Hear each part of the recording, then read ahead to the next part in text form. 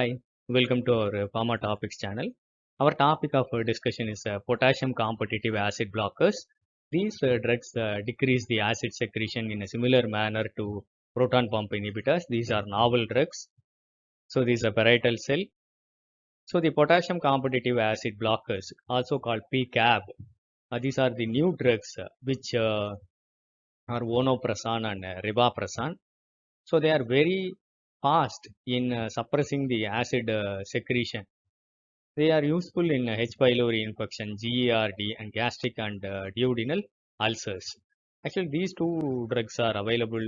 Vonoprazan is available in Japan, and rivaroxaban is available in Korea.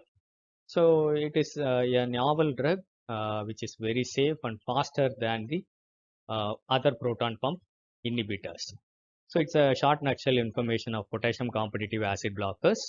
I hope it will be useful for you. Thank you for listening. Happy learning. If you like this video, kindly press the like button. Thank you.